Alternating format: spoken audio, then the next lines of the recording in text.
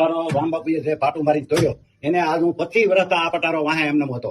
ખારી ખીજડીયાથી એની વાહ હતો 25 વર્ષ કાઢી 35,000 મેં માગ્યો તેથી દીધો નહીં. પછી એ વેપારીનો પટારો હતો.